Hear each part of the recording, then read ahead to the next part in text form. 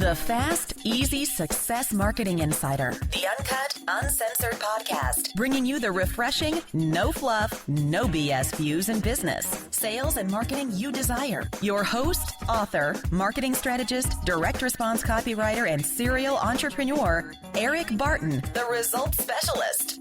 5, 4, 3, 2, 1, action. And I want to thank everyone for tuning in today for the very first podcast of the Fast, Easy Success Marketing Insider. A lot of things coming today and in the future. Make sure you hit that subscription button right now so you don't miss the Value Pack podcast coming your way in the future as well. And before we dive into our show and our very special guest today, I just want to welcome all you to head over to FastEasySuccess.com. Go ahead and grab those business building tips.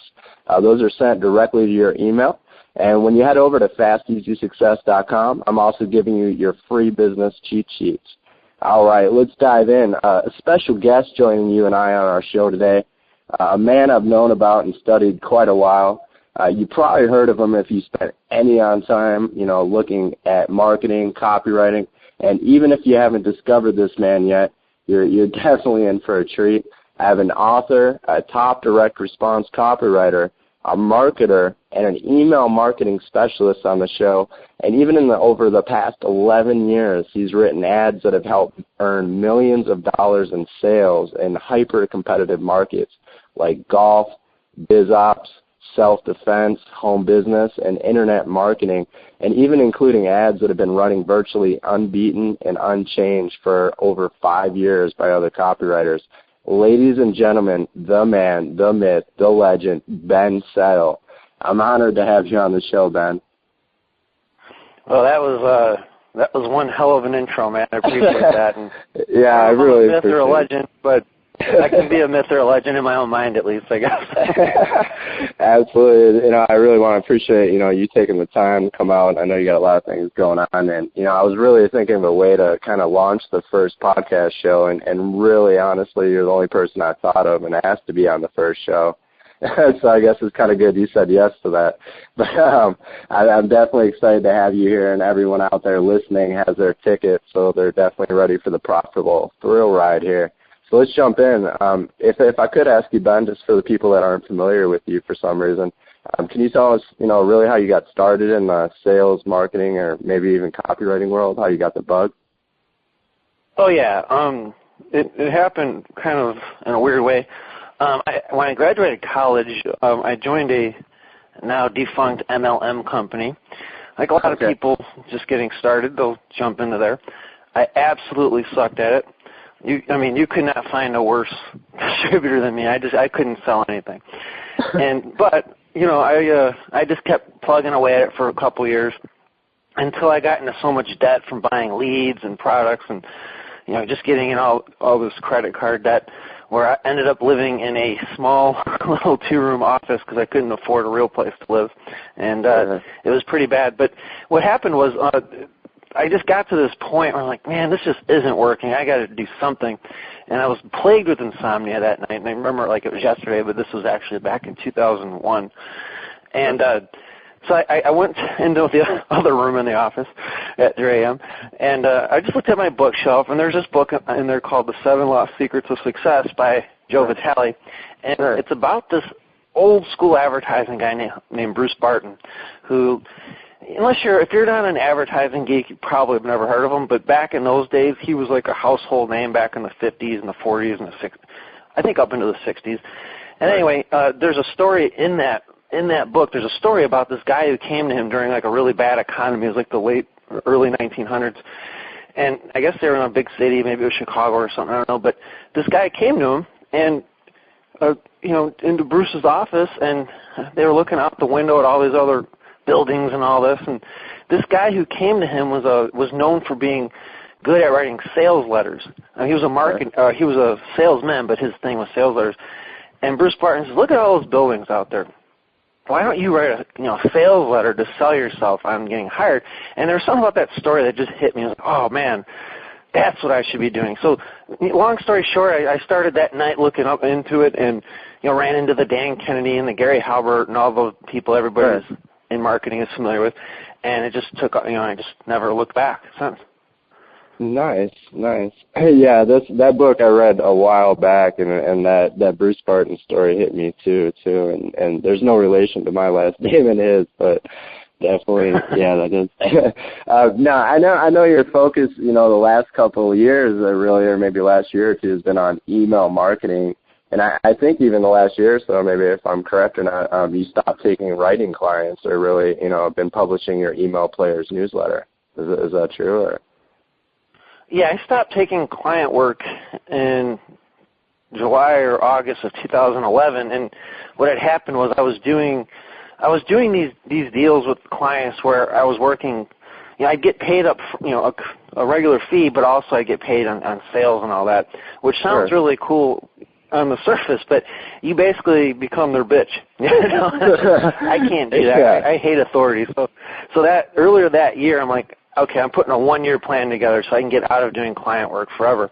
Not that I'm not grateful for clients, I've always have been, but I hate authority. So I put this plan together, and it only took 6 months instead of a year, so that was kind of cool. Right. But yeah, I publish this newsletter, but I also work in other niches, joint venturing with other people and that kind of stuff. Right. Yeah, I know. I mean, like, what really made you switch gears then and focus more on the emails that your focus has been on then? Is that because just the main purpose of getting away from clients, or is that something you just kind of fell into? No, that was I've always been inspired by this guy named Matt Fury, who he doesn't email a whole lot anymore, but there was a time when he was just cranking them out and just really, really good. And he was doing different types of things than what all these internet marketing gurus were telling you to do. And I bought his course, which was really expensive at the time, and it's not on the market anymore. People had asked, where can I get it? I don't know. But anyway, but it was his system was really cool, and I just took to it like fish to water, and I tweaked it around, and there's some things he does that I don't like doing, and there's a lot of stuff that I do like doing. But anyway, I kind of mixed and matched what he was teaching with experimenting with my own stuff, and over the course of a few months, I'm like, my sales were just like killing it all of a sudden. Just with these, I didn't change sales letters. I just just using email, and eventually people were like emailing me, and they were like, "Hey Ben, when's the email course coming out?" I'm like, I wasn't even planning to do an email course, but they gave me the idea, so I just I ran with it, and I created this course called the Street Smart Email System, which is no longer for sale, but then that kind of evolved into the Email Players newsletter. Right, which I'm also a member of or subscribe to, and definitely is value packed too, and we can definitely talk about where to grab that as well, because that's definitely, the issues are jam-packed, they're tight, and just straight actionable tips you can use, which I really enjoy. No fluff. Oh, thank you. But yeah, absolutely. I noticed one thing you do, and it really, honestly, kind of inspired me to do, is I was emailing my list like a couple times a week. And I noticed you started doing it more regularly as well, actually every day, Monday to Friday. And that kind of inspired me to do that as well. But one thing I noticed that I wasn't doing kind of correctly, and we can talk about this as well, and you talk about this a lot in your Email Players newsletter, but is I was just going for the straight value a lot of times. My emails were long, they were value-packed, and there was a lot of actionable tips, but it was kind of like overloading them. And what I did notice, and the funny thing here is when I did get unsubscribed, it was never, I hate your spam or your email stink or anything like that.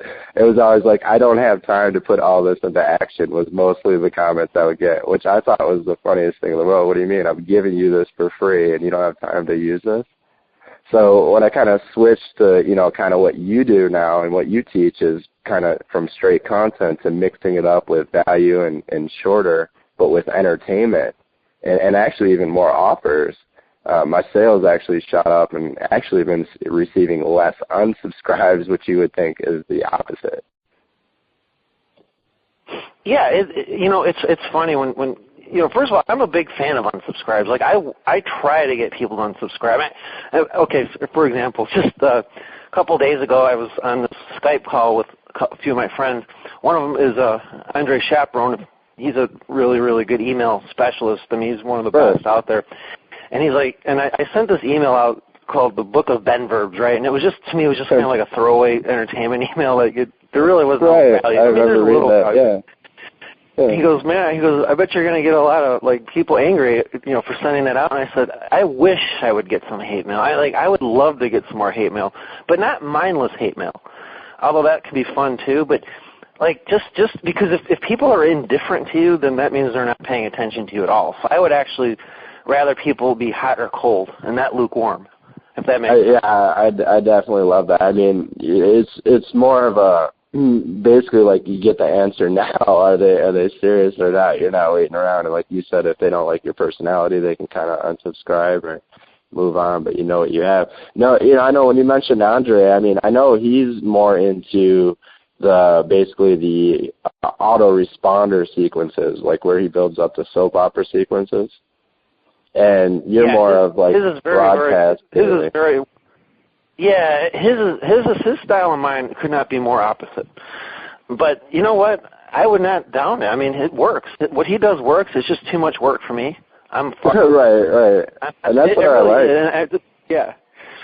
Yeah, that's your. Yeah. I mean, your style. I mean, the way you kind of teach it, and it's nice. And like you said, it's entertaining, which gets people in there. It's shorter and tight, but at the same time, it's like you can talk about anything. I mean, you jump around to different subjects and that's what I love, because a lot of stuff is kind of bloated, like I was using, value, stuff like that. And, with Google, courses, books, people can pretty much go anywhere. But that's a nice thing I really think about this podcast, and that's why I wanted to get you on, is because we can kind of go into it a little more elaborate than in an email, because, people, have to go, and we need to grab attention. So, yeah, that's excellent. I mean, basically, I know you've said this before, and your emails are definitely entertaining, and people open. I'm sure you get a high open rate, and obviously, the more important thing is the sales or the conversion. But, I mean, can you share one of the strategies that you maybe use to maybe get more people to kind of have no choice but to open your emails?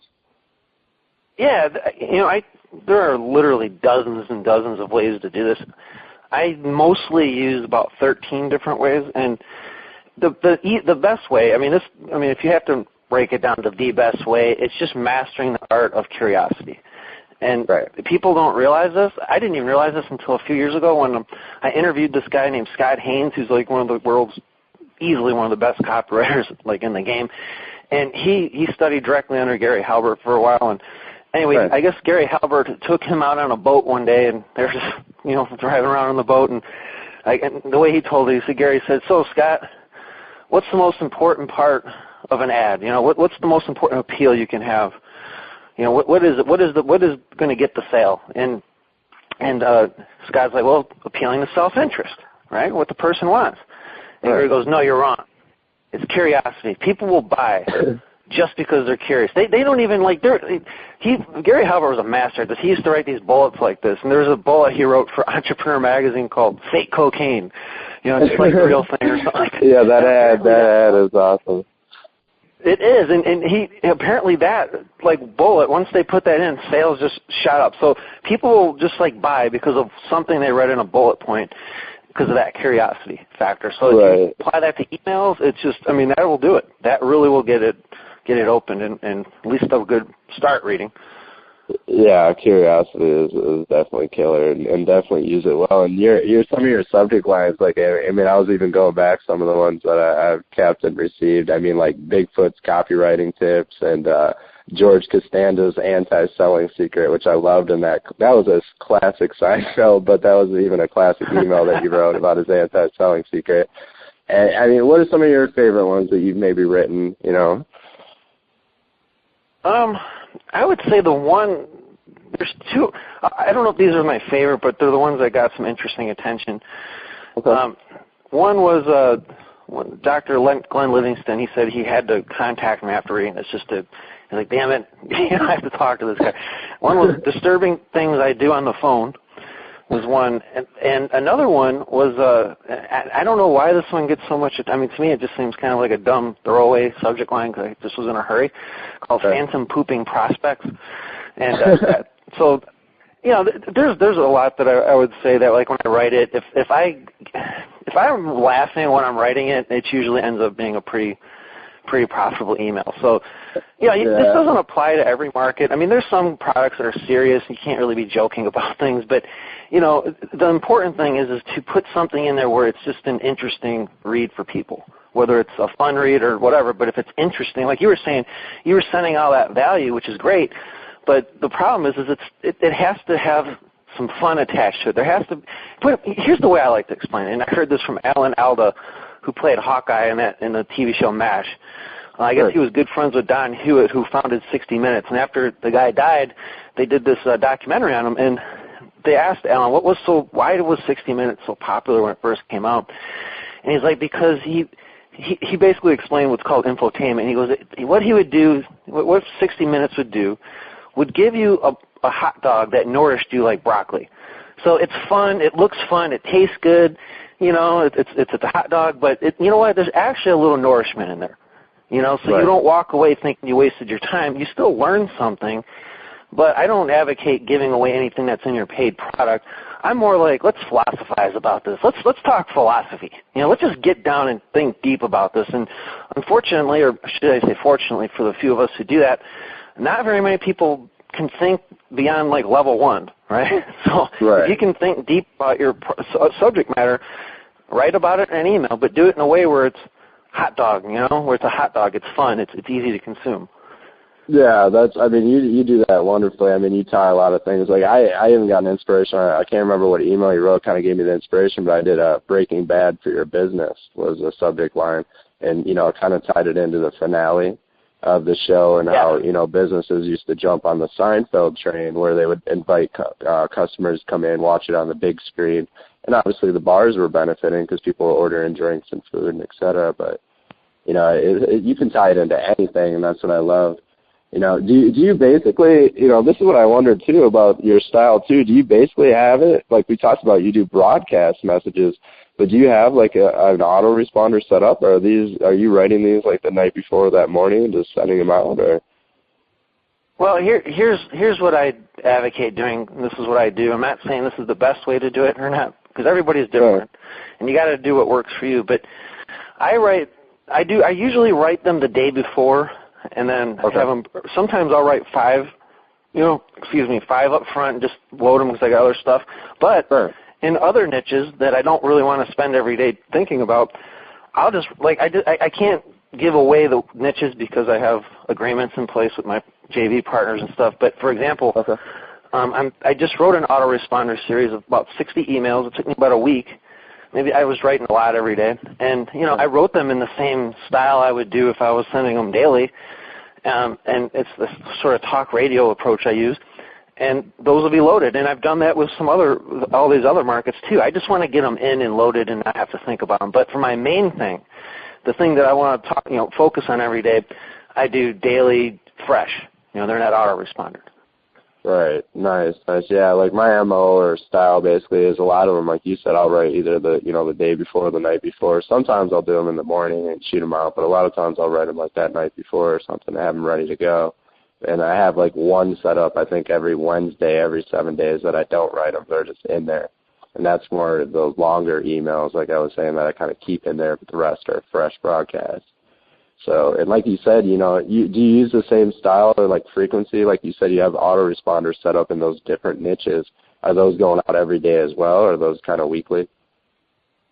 Those all go out daily except for one where I have it spaced out 3 days, only because, I set it up back in 2009. I just haven't had time. I don't really care about going back and doing it. But, yeah, I have them just go out every day because it's that daily repetition is what, they might not have time to read your email on Monday, but you just keep going after them, and by Thursday you say something that catches their attention. It's all about the just being relentless about it. But you have to do it in a way where they want to hear from you, and that's the key. If you send latent sales pitches or whatever, they don't care.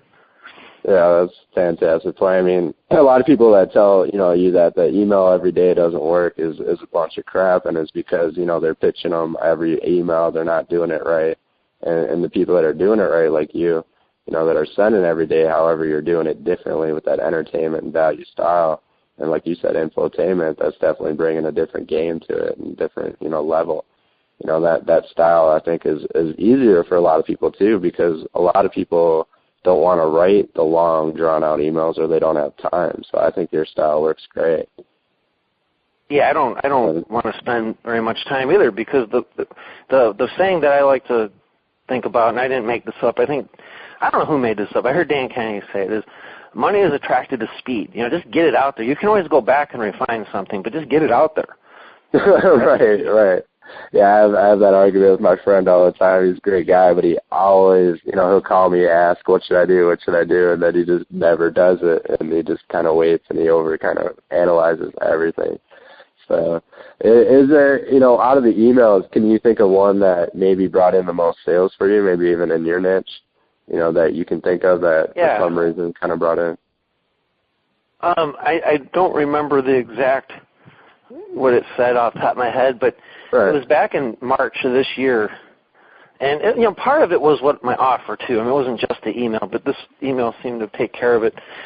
And I was promoting the April issue of my newsletter, which was about how I set my business structure up.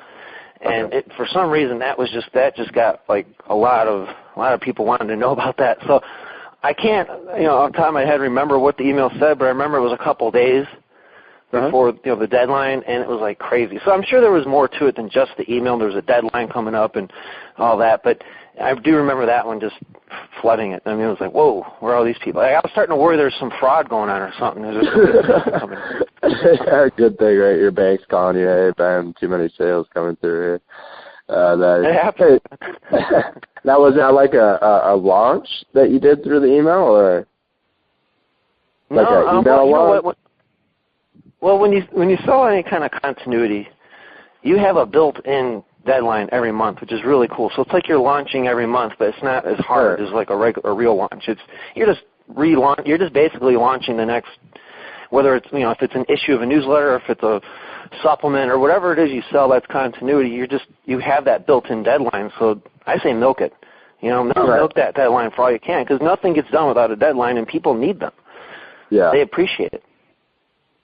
Yeah, I mean, that makes perfect sense. I know, like, Dan Kennedy and them, I mean, they do, like, those long, drawn-out launches where, I mean, unfortunately, and I think you even mentioned this before, this kind of happens to me, by the time they actually launch the product, I've lost interest in what they were even launching, because it took so long to go through, wait, 5 days for each video to come out, and just like, wow, with email, you can kind of go through. Do you think with launching, you think you can launch products with emails then?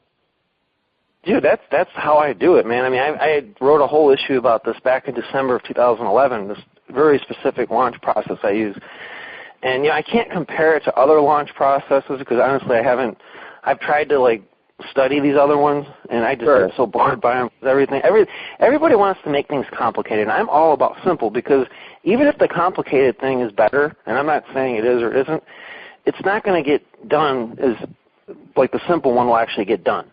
So I'm more interested in simple. Like, I know that I cannot sit there and make a bunch of videos, and, I'm not going to screw around on social media and blogs, and I just don't care about any of that crap. I just want to get my emails out and just start building toward whatever the event is, and it's very, very simple.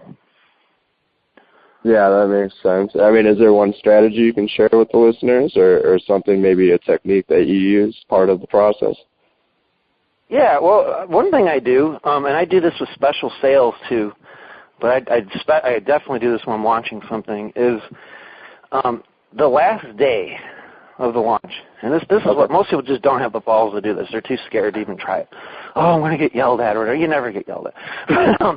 I do this sort of like, I got this idea from my friend Michael Stenoff. I got to give him credit for this because he started playing around with this, and I just took it and became more obnoxious about it. But basically it's like an eBay-style countdown on the last day. So I will send 7 or more emails out on the last day, just counting it down. Oh, 5 hours left, 3 hours left, 90 minutes left, 14 minutes left. I mean, and it's amazing. That last day is when usually, not all the time, but usually I'll get more sales on that last day than all the other days combined. Yeah, do you think it would be the opposite? I think I remember you talking about this. You were saying you did it one time on the Super Bowl, and somebody emailed you saying, it's the Super Bowl, that was a terrible idea, and that was like the most money you made was that day. on that Sunday. That was this last Super Bowl. It was Super Bowl. And yeah. And what was funny about it is I also got an email from someone saying, "Oh man, I missed this." I've been emailing them all weekend, right? So it's like, you're damned if you do, you're damned if you don't. So you might as well go all hardcore aggressive and just go for it, because people are going to get mad at you if either way, right? I mean, if they're going to get mad, some people are just asses and they're just unstable. It's not most people, but just a few. You're always going to hear from some loser like that, but that's fine. Again, I'd rather have that than indifference. Yeah, that's perfect sense. That's funny though. Those people that kind of email that they missed that, even though it's been coming at them all weekend and every week. So yeah, well, this was the guy who said. This was another guy who, the one guy was complaining that I did it during the Super Bowl, even though he could have bought the 3 days before the Super Bowl, and the other guy was like mad that I was doing it during the Super Bowl because he couldn't pay attention to it or something. But in both cases, it was like the exact opposite complaint. And the one guy though was nice about it, so I let him have it afterwards. I let him buy it, but it was just it was just funny, because you're always going to hear from people are going to complain either way, so you might as well go for the sale. Yeah, I remember. I mean, I don't know. This was maybe 2-3 years ago. I sent out one. Charlie Sheen, a role model for your business. And there was actually, and this is when he was getting in trouble for all the thing, he was going nuts and had all the wives and everything living at his house. But I talked about, the publicity side and the marketing side of what he was doing to kind of catapult that. And I got a couple of angry actual, subscribers saying, that's terrible, you would send something out like that. And I'm like, did you actually read the whole email to get the valuable lesson out of it? Because obviously there's terrible things every day. You just got to take the good from it. And unfortunately, a lot of people don't, they kind of read the outside and don't kind of go inside and look at everything. Because there's a lot of profitable ideas out there, so. That's how you know you wrote a good subject line, by the way, when you get people just unsubscribing or getting mad without reading it. Yeah, that's crazy. And one thing I do, I kind of want to switch gears and back up a little bit, because I want to talk about, this is definitely like an unsexy secret out there in business world, and a lot of people kind of blow this off, or really the people that don't are really the ones selling the courses for it, but it is really the lead generation. And a lot of business owners, especially clients, when I talk to them, the real thing they don't want is leads. They really want customers when they're saying they want leads. But, leads are kind of something I feel that you kind of want to nurture. You can get the low-hanging fruit, make the sales right away, but some of your lists you have to have, stay on a while. What's your thought on generating good quality leads and actual leads versus customers? Well, you know what, it depends on the product I'm selling. For example, if it's a mass consumer type thing like weight loss or golf, right, whatever, it's just something that's mass market.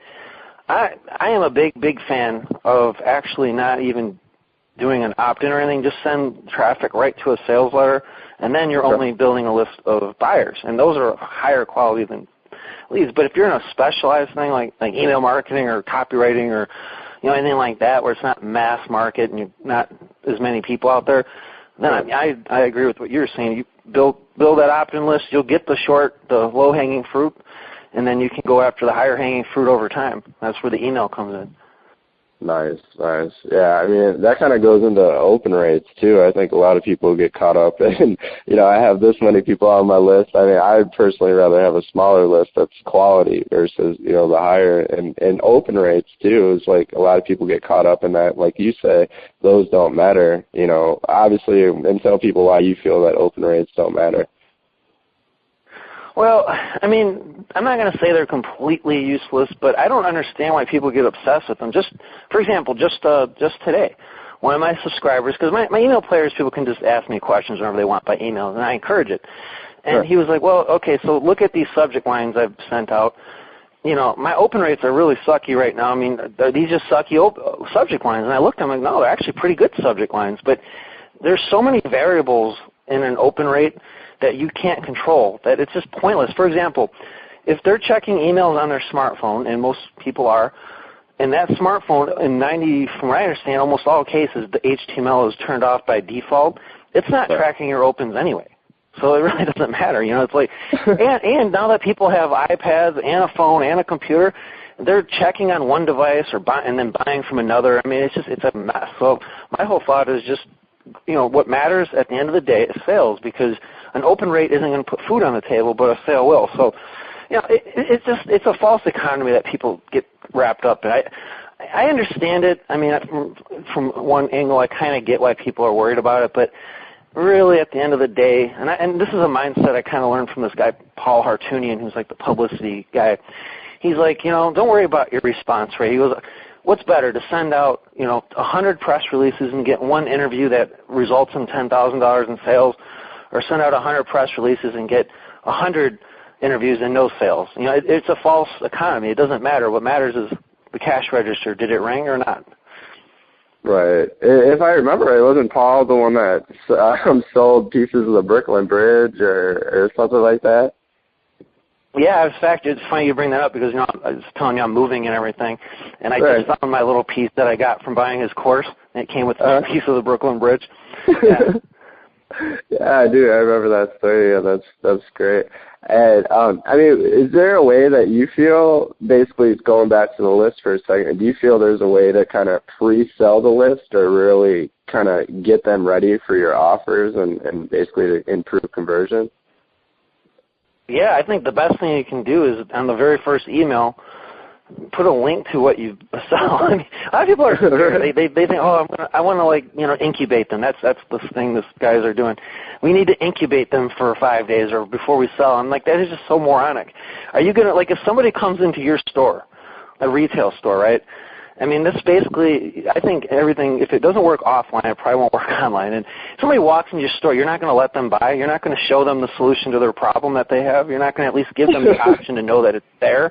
I'm not saying you got to be aggressive about it or push it on them, but maybe even just in the PS, if you got to be real passive about it, and say, look, by the way, if you have XYZ problem, why don't you check this product out? I mean, if somebody gets offended by that, you want them gone. Let them unsubscribe, because they're just going to get mad at you later. Is qualified. Get them off now. Yeah, excellent. Is there a way to kind of persuade those people that normally would kind of go bye-bye? Is there a way to kind of keep more of those people maybe on your list or maybe closer to your offer? Yeah, just give them a good experience, or, respect their time, I think, would be the first thing.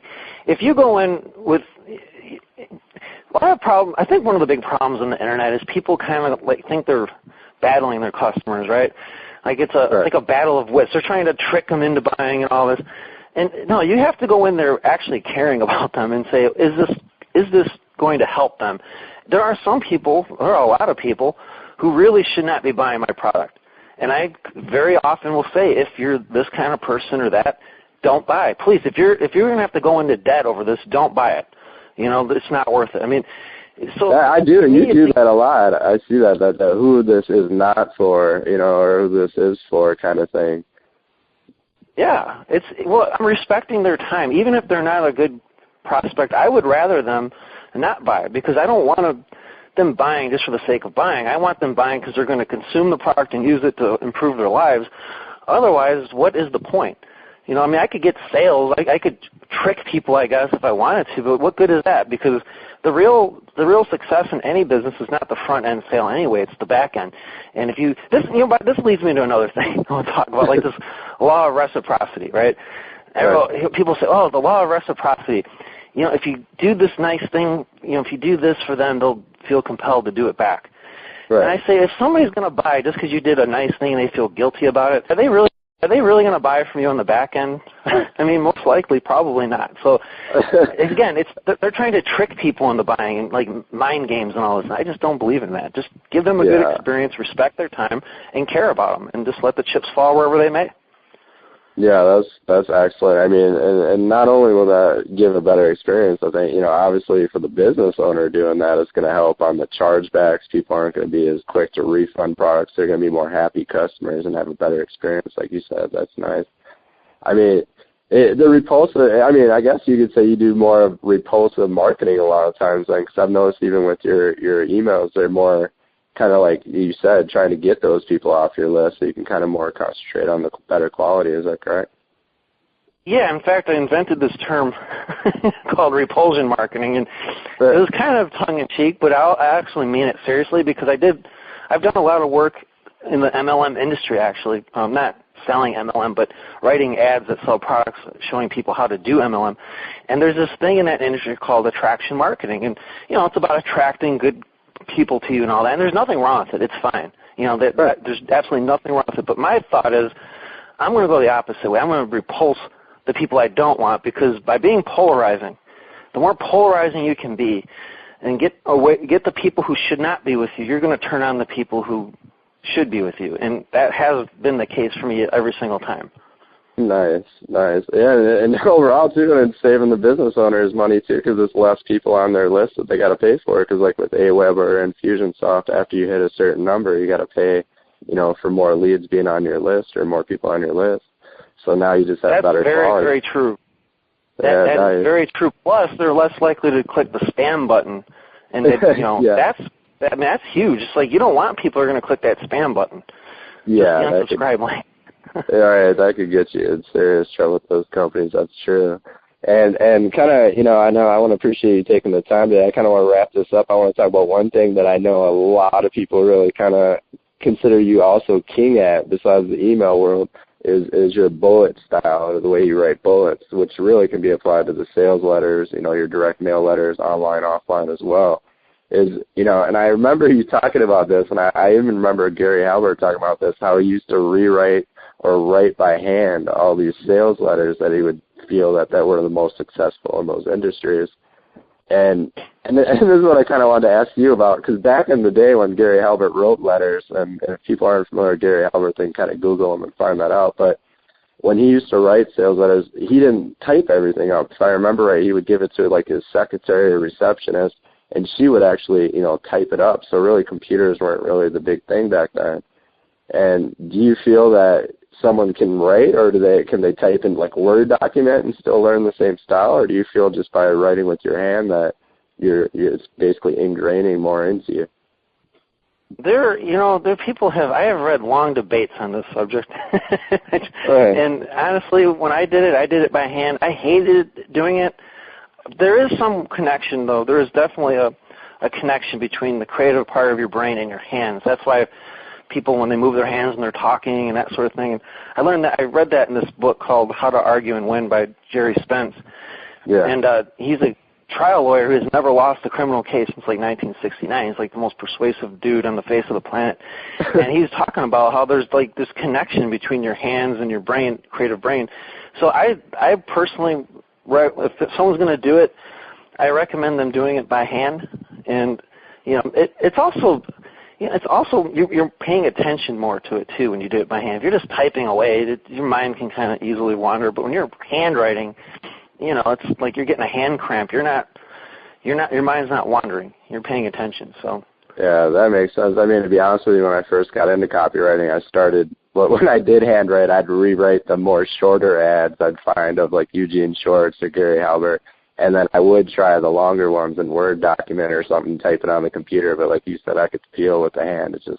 I think it's more the style, the pattern. You just kind of get used to writing like that, and more short and punchy. That's definitely nice.